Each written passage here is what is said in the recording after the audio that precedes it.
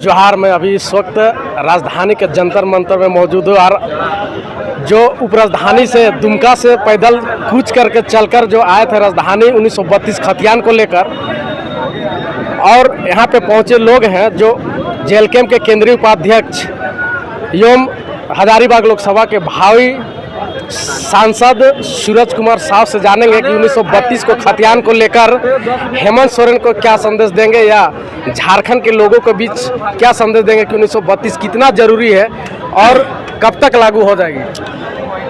धन्यवाद आपके सभी व्यूअर्स को। देखिए, सबसे पहला बात तो आपको समझने का बात ये होगा कि हमारे और आपके सिर्फ बोलने से ये 1932 का खतियान नहीं लागू होगा।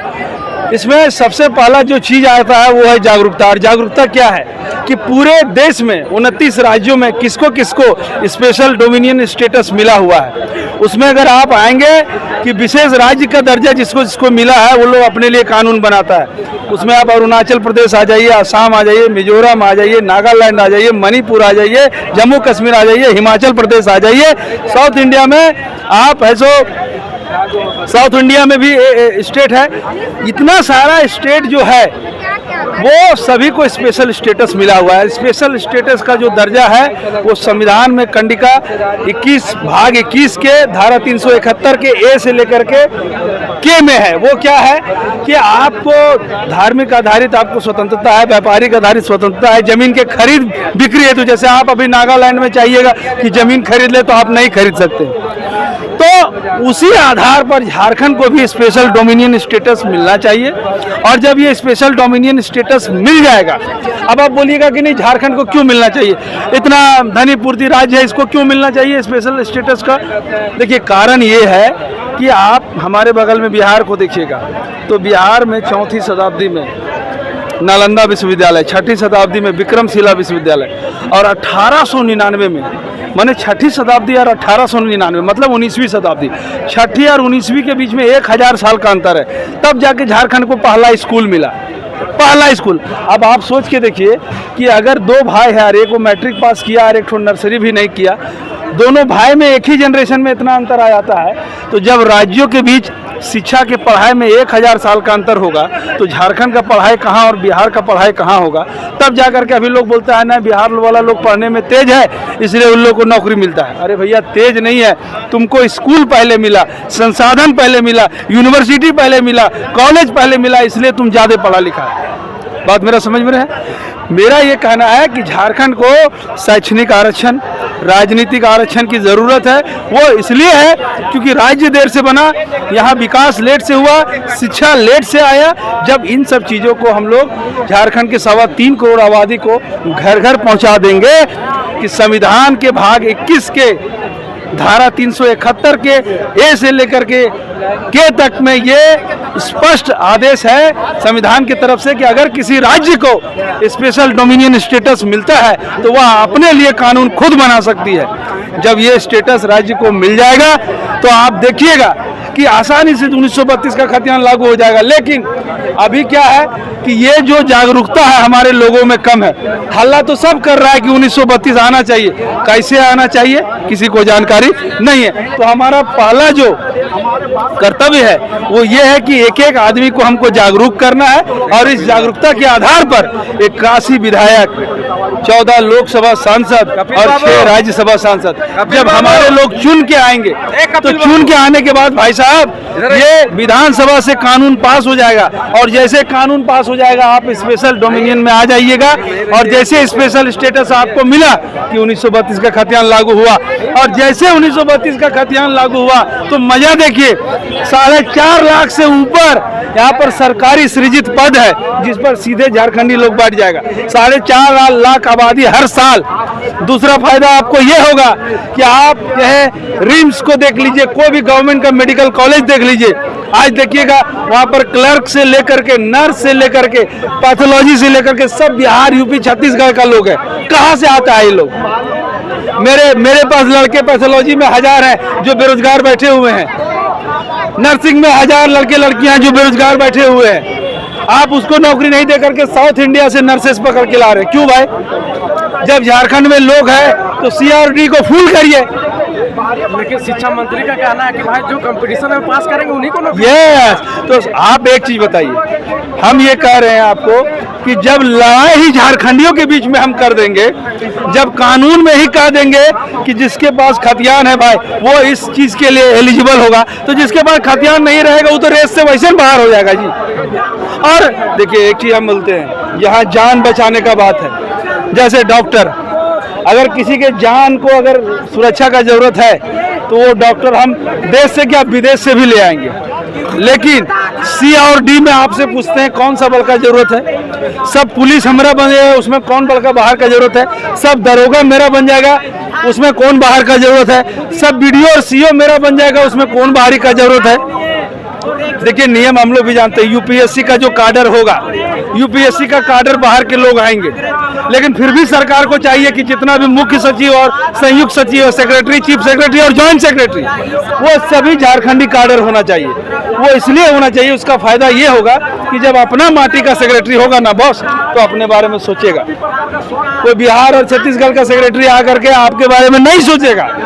अभी जो महागठबंधन की सरकार है वो तो बोल रहे कि भाई हम खोज के, खासकर शिक्षा मंत्री जी बोल रहे हैं कि हम खोज कर नर्स की नियुक्ति कर रहे हैं। यहाँ के लोग पढ़ाई नहीं कर रहे तो हम कैसे दें? देखिए ऐसा है ना, उसके पास लिस्ट नहीं होगा। देखिए ऐसा है ना, उस व्यक्ति को नॉलेज का कमी है, वो पता करिए कि कितना नर्सिंग कॉलेज है, कितना नर्सिंग कॉलेज है। अगर पैसा लेके नौकरी देगा तो झारखंडी थोड़ी दिखेगा जी। एक गरीब किसान का बेटा 50 लाख रुपए देगा आपको नौकरी में, तो ये लोग बोलता है नौकरी वाला आदमी ही नहीं है। सब नौकरी को तो बेच दे रहे हैं, सब पेपर तो लीक हो जा रहा है, तो रुपये के चलते लीक हो रहा है। अगर साफ सुथरा नौकरी लीजिएगा तो झारखंड में आदमी नहीं है। देखिए सारा पढ़ा लिखा लड़का झारखंड का छटा जा रहा है। क्यों? क्योंकि पैसा नहीं दे पा रहा है, और जो पैसा दे रहा है वो प्रीलियम से लेकर के मेन से लेकर के इंटरव्यू से लेकर के मेडिकल तक उसका सेट है, वो डायरेक्ट डीएसपी और बीडीओ सीओ आके बन रहा है। अभी पूरे भारत में सबसे आसान तरीके से नौकरी लेना अगर किसी राज्य में है तो वो झारखंड है। पैसा दीजिए, सबका पैसा का गिनती है। बीडीओ बनना है 50 लाख, डीएसपी बनना है 70 लाख, ऐसे तो कहानी चल रहा है।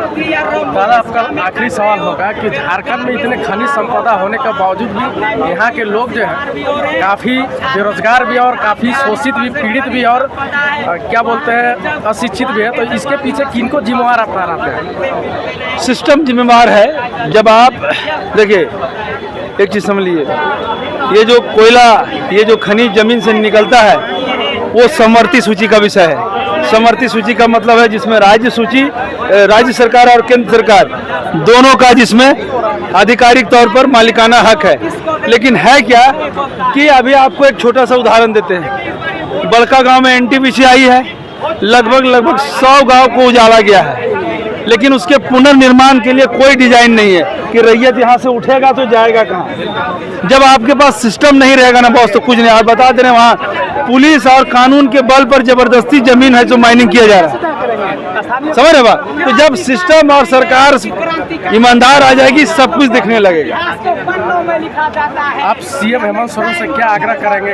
1932 सीएम हेमंत सोरेन से तो आग्रह यही करेंगे कि हम लोग का बाप दादा उसको मानते आया है, अपना बेटा। हम लोग के पिताजी बोलते हैं कि हेमंत सोरेन मुख्यमंत्री ठीक था, एक चोरे है लेकिन अपना बेटा तो है। लेकिन अब कहा है ना कि ये आने के बाद ये आदमी एक्स्ट्रा एम्बिशियस हो गया। एक्स्ट्रा एम्बिशियस मतलब समझे, एक आदिवासी का जीवन जंगल, जमीन, माटी, पहाड़, पर्वत, नाला तक सीमित है। इसका मतलब ये नहीं है कि उसको हम कमजोर बोल रहे हैं, लेकिन ये जो आदिवासी पुत्र जो अभी मुख्यमंत्री बना है, इसको शौक है कि महाराष्ट्र का सबसे बड़ा ऊंचा बिल्डिंग में हम रहें। ये अब मुखौटा वाला आदिवासी रह गया है। बात समझ रहे हैं कि नहीं? चलिए जमीन पर और देखिए आसमान पर, लेकिन ये चल रहा है आसमान पर और देख भी रहा है आसमान पर। ये सब नेता अब नहीं चलेगा, अभी बनावटी आदिवासी है। आपकी बार किसकी सरकार चलेगी? देखिए हम लोग तो अपने, चूंकि आप जान रहे हैं कि यहाँ का डेमोग्राफी ऐसा है कि संथाल परगना में अलग भाषा चलता है, पलामू प्रमंडल में अलग भाषा चलता है, उत्तरी छोटा नागपुर और दक्षिणी छोटा नागपुर में अलग भाषा चलता है, कोल्हान में अलग भाषा चलता है। तो यहाँ का डेमोग्राफी ऐसा है कि जो हम आपको बोल रहे हैं वो ये बात पूरा झारखंड में जाएगा भी नहीं। क्योंकि इस बात को हर कोई समझेगा भी नहीं। तो एक विचारधारा के साथ हम लोग आए हैं और पूरा प्रयास करेंगे हम लोग कि जयराम दा की विचारधारा के साथ हम लोग का एक सपना है कि इनको हम लोग सीएम बनाएं। 1932 खतियान को लेकर आप लोग उप राजधानी दुमका से चल कर आए हैं और यहाँ आपका कोई अफसर भी सुनने नहीं आया, तो इसमें आप क्या कहना चाहेंगे सरकार को? जोहार दादा, आपका जितना भी व्यूअर्स है आपका जोहार। आपको सुनने नहीं आया वो सुनाएंगे, है ना। और एक एक युवा अब जाग गया है, पूरा झारखंड में जगा हुआ है, वो अपने चल के आएगा और हम लोग का जो समस्या है, पूरे झारखंड की जो समस्या है, वो समस्या का वो निदान करेगा। और नहीं करेगा तो 29 में इसका परिणाम दिखा देंगे, एक एक युवा दिखा देगा कि क्या करने जा रहे हैं हम लोग, किस क्रांति की ओर हम लोग जा रहे हैं। हेमंत सोरेन तो बोल रहे